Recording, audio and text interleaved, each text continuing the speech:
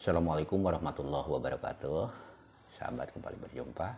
Masih bersama Abi dan juga Kang Jahid ya. Kebetulan kita habis dari masjid ya Kang ya. Iya, betul. Nah, kenapa tiba-tiba saya ada ide Kang? Nah, ngobrol. Ini serius tapi dianggap ini benar serius teman.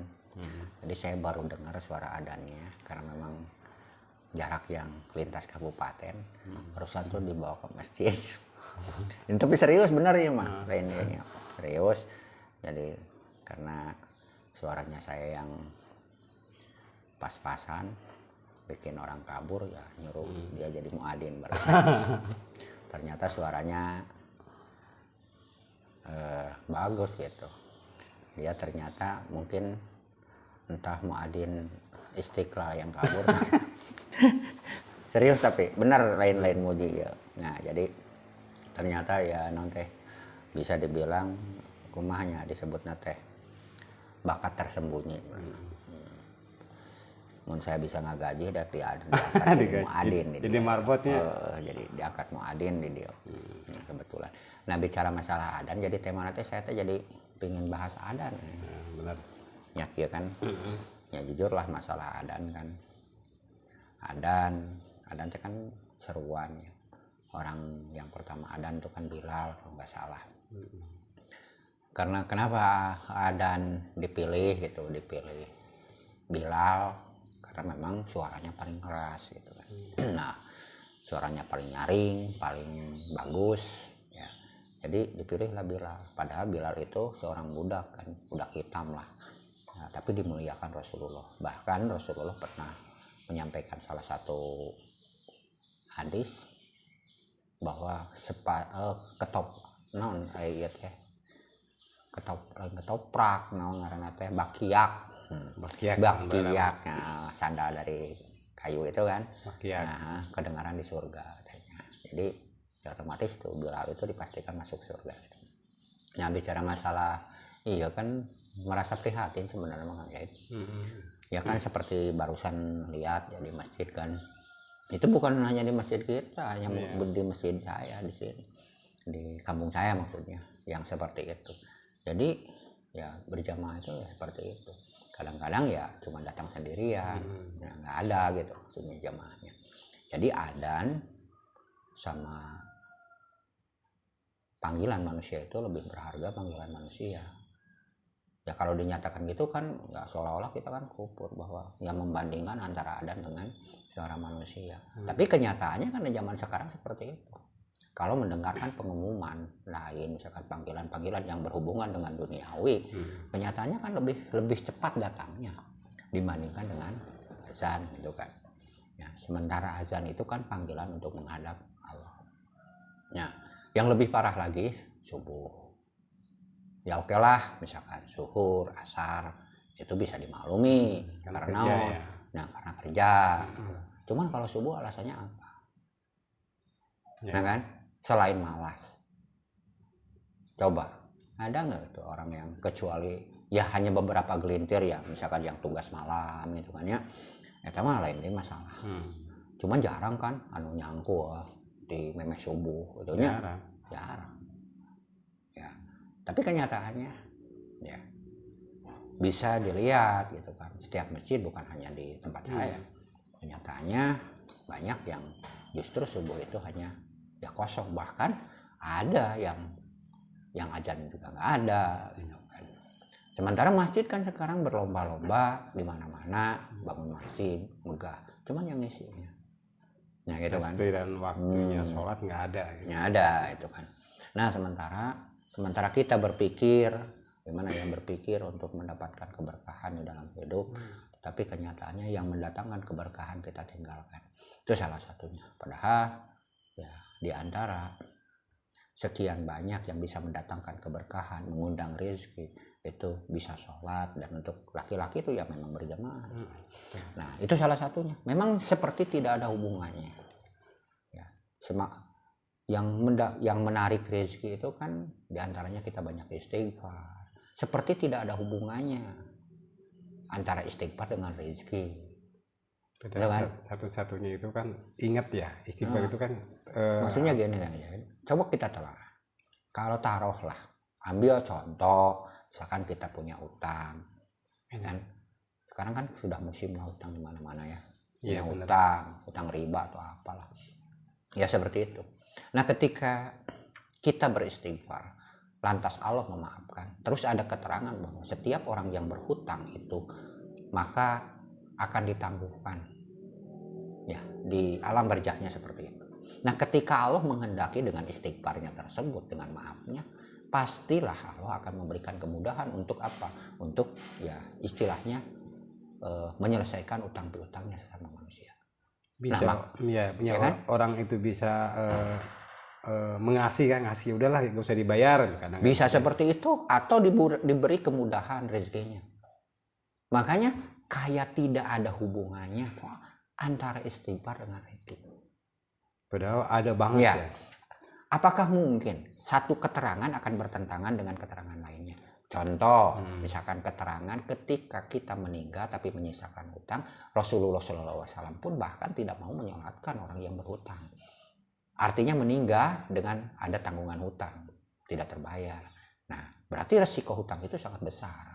Nah, ketika Allah mau memaafkan, dalam artian masuk ke dalam ridhonya, terus masuk ke dalam surganya, kan tidak mungkin tidak diselesaikan dulu utang piutangnya. Kan orang yang masuk, yang meninggal dengan utang piutang itu, ya kan? Keterangannya seperti itu. Nah, kalau Allah mau mengasihi, terus si itu beristighfar, otomatis akan diselesaikan dulu permasalahan masalah utang piutangnya dengan cara, misalkan kalau kita punya utang, otomatis Allah itu akan memberikan kemudahan ke si A tersebut untuk bisa membayar utangnya dengan cara apapun, misalkan dimudahkan rezekinya. Makanya ada hubungan erat.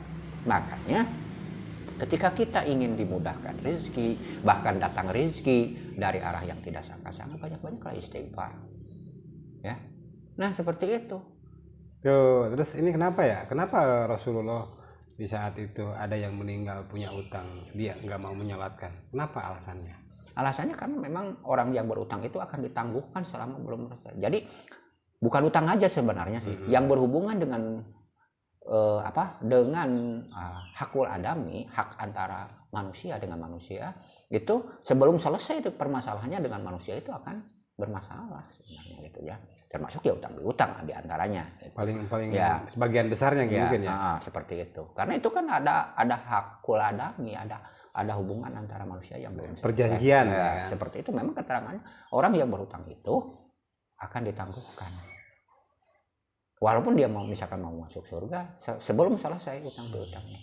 Nanti mungkin ketika kita belum selesai di dunia, maka akan diselesaikan di akhirat kelak masalah utang piutang. Seperti ini. Kalau misalkan tidak bisa membayar di dunia, ya berarti mereka harus membayar dengan amalnya. Artinya ya amalnya diambil oleh orang yang berpiutang seperti itu. Terus ini ya, hutang itu ini kan hutang ada yang ke perorangan, ada yang ke berbentuk bank, berbentuk kalau sekarang ada koperasi itu inilah hutang yang kemana, ke bank atau koperasi ya, ke perorangan? Utang sih pada dasarnya ya sama, mau utang ke perorangan, mau utang itu yang namanya utang kan di sana tidak disebutkan utang perorangan atau utang kelompok.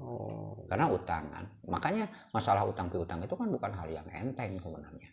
Pada dasarnya bukan hanya masalah utang piutang, urusan yang berurusan dengan hak adami itu akan sulit dan akan mempersulit kita di hadapan Allah Subhanahu wa taala. Nah, ini. Jadi ya kembali lagi ya. Kita bicara tadi di awal ada adan. Nah, salah satu ya untuk membuat kita berkah dalam hidup, berkah dalam kehidupan, baik dalam dagang, dalam bertani, ya salah satunya adalah dengan mengutamakan panggilan Allah. Adan tadi. Adan artinya ya ketika kita mendengar panggilan azan, lantas kita langsung mendatangi orang yang azan itu, otomatis datang ke masjid gitu maksudnya kan. Ya terus melaksanakan sholat berjamaah, insya Allah cepat atau lambat kehidupannya akan berubah. Itu. Ya memang tidak secara spontan ya.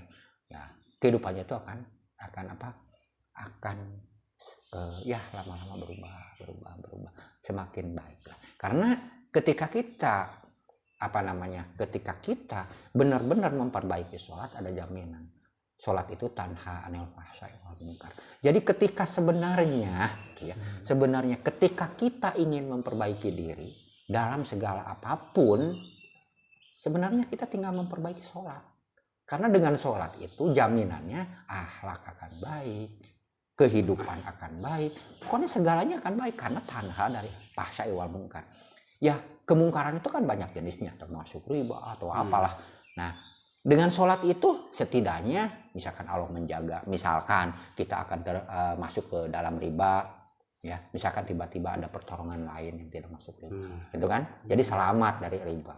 Ketika kita ingin melakukan misalkan pencurian, tiba-tiba ada orang yang membuat kita tidak jadi untuk mencuri dan lain sebagainya lah.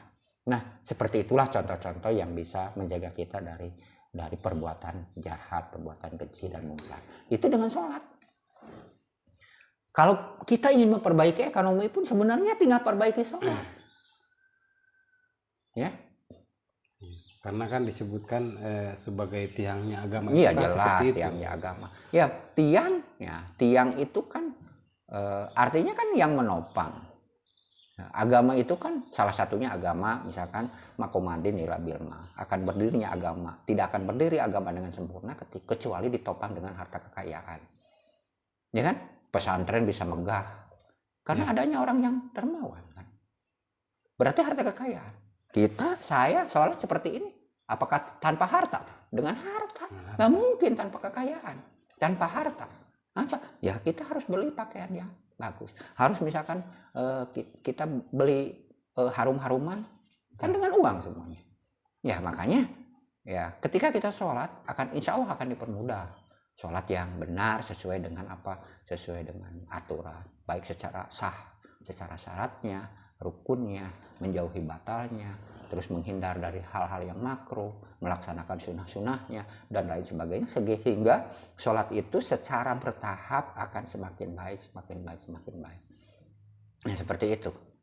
Nah jadi ya teman-teman, kalau kita ingin memperbaiki hidup, kuncinya satu, perbaiki sholat. Saya jamin itu. Karena bukan saya yang jamin, tapi Allah. Itu janji Allah ya. Janji Allah. Ketika kita ala bizikrillahi tatmainnul qulub. Ingatlah bahwa ketika kita selalu ingat kepada Allah, maka akan tenang hatinya. Ketika kita tenang hati, maka secara otomatis mengerjakan apapun akan mudah karena hati kita tenang, otak kita ide apapun bakal datang dengan tenang hati. Dan zikir yang paling bagus itu adalah sholat. Karena kan di otak kita udah masuk yang positif gitu. Yang positif otomatis. Ketika kita cobalah kita mengerjakan sesuatu tetapi dalam posisi hati sedang gundah, otak sedang rumit. Nah, kan sulit. Kadang-kadang yang tadinya bisa juga kadang-kadang jadi salah mengerjakannya. Kenapa? Ya karena hati kita tidak tenang. Nah, itu salah satunya. Oke. Jadi ketika kita ingin memperbaiki kehidupan, ingin memperbaiki apapun itu, ya insya Allah dengan memperbaiki sholat, insya Allah kita akan akan step by step, tahap demi tahap kehidupan kita akan lebih baik lagi. Nah, seperti itu. Jadi ya termasuk kehidupan ya secara finansial, secara kehidupan ekonomi. Sebenarnya ketika kita hidup tanpa berkah, artinya gini, penghasilan ada, itu orang tanda-tanda kita tidak berkah hidup. Penghasilan ada, tapi kok rumit terus, ada uang pusing, tidak ada uang apa lagi. Nah, pokoknya rumit lah kehidupannya tuh, tidak menemukan ketenangan. Nah, berarti itu permasalahannya sebenarnya ya ada di diri kita ya. Ya, di diri kita, dan salah satu cara untuk memperbaikinya adalah dengan sholat. Dengan sholat itu ya. Jadi ketika kita tidak sholat ya, karena memang banyak ya sekarang yang menyepelekan hal sholat, bahkan itu tanda-tanda akhir zaman kan ya. Ketika kita menyepelekan sholat lah, secara otomatis hidup kita dijamin sebanyak apapun harta kita tidak akan menemukan ketenangan. Itu jaminan. Pasti ada hal yang membuat mereka resah dalam hidup. Jadi tidak ada keberkahan sama sekali. Ya, karena memang salah satu berkah itu kan ziyadatul khair, barokah itu kan tambah-tambah kebaikan. Artinya ketika kita makan, misalkan salah satu contoh yang berkah, kita makan semakin semangat dalam beribadah. Tapi kalau orang yang tidak berkah mungkin saja ketika makan malah datang mengundang penyakit, seperti itu. Suatu saat nanti dipaksa, diambil uang secara paksa, misalkan oleh rumah sakit. Iya betul. Ya kan banyak kan orang ya. Ini salah satu contoh orang yang nggak berkah. Salah satu contoh orang yang nggak berkah misalkan seperti ini. Hartanya banyak. Ya, misalkan ayamnya banyak tapi tidak bisa makan daging ayam. Ya betul. Ya, sapinya banyak tapi tidak boleh makan daging sapi. Susunya banyak tapi tidak boleh minum susu. Banyak. Itu lebih tersiksa dibandingkan dengan orang yang nggak punya sama sekali. Nah, itu salah satu Allah mencabut keberkahan, mencabut nikmat. Hartanya ada banyak. Kursinya bagus, tapi misalkan ambeien tidak bisa duduk dengan sempurna. Apalah artinya? Kursi yang bagus kalau kita tidak bisa duduk. Ya kan? Jadi percuma ya. Ya percuma. Nggak didasari ibadah. Nah itulah. Makanya salah satu cara untuk memperbaiki diri adalah dengan memperbaiki sholat. Terus kalau misalkan kita sulit ya untuk melakukan itu karena sesuatu dan lain hal, memang berjuang untuk ke jalan yang baik itu memang sulit. Tidak mudah. Karena apa? Karena setan selalu menggoda untuk kita selalu membelot dan membelot ya. Nah, caranya adalah dengan sering-seringnya bergaul dengan orang-orang yang soleh. Nah, dengan demikian kita ya setidaknya akan terbawa. Seperti itu salah satu contohnya. Karena memang untuk melihat siapa diri kita, contohnya, untuk melihat siapa diri kita adalah lihatlah siapa teman kita. Mudah deh untuk melihat diri kita itu siapa, seperti apa akhlak kita, seperti apa karakter kita, seperti apa diri kita yang sebenarnya. Lihatlah lingkungan kita, teman-teman kita. Logikanya seperti ini. Orang petani biasanya gaul dengan petani lagi. Tidak mungkin dengan ya, karena memang tidak nyambung ngomongnya. Pedagang dengan pedagang lagi biasanya, ya kan? Nah seperti itu. Jadi untuk melihat siapa dan bagaimana karakter kita adalah dengan cara bagaimana kita bergaul, dengan siapa kita bergaul. Itulah diri kita. Coba orang yang suka berpolitik pasti gaulnya dengan orang yang suka berpolitik. Orang yang suka berdagang gaulnya dengan orang yang berdagang. Nah, karena memang nggak nyambung. Karena kita harus nyambung kalau ngobrol, nyaman kalau nyambung. Nah itu. Makanya ketika kita ingin soleh, ya harus bergaul dengan orang-orang yang soleh. Karena setidaknya akan membawa kita. Dan salah satu contoh, salah satu cara ya itu perbaiki sholat. Nanti insya Allah lah setahap demi setahap, step by step nanti akan dengan sendirinya akan berubah ya. Akan berubah dengan sendirinya. Memang untuk pertama berat, ya. Cuman ya seperti itu. Ingatlah kalau kita ingin berkah, ingin mudah, tinggal jaga sholat.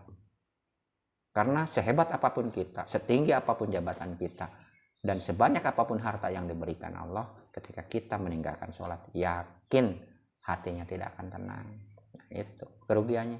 Ketika hati tidak tenang, otomatis penyakit pun akan mudah datang. Karena seperti yang dijelaskan Rasulullah bahwa di dalam tubuh kita itu ada segumpal daging. Ketika daging tersebut, yaitu hati, bagus maka yang lainnya bagus. Tetapi ketika segumpal daging itu rusak maka rusak yang lainnya. Nah ketika hati kita tenang, hati kita tentram, maka secara otomatis yang lainnya pun akan tenang. Karena itulah janji Rasul yang tidak pernah bohong.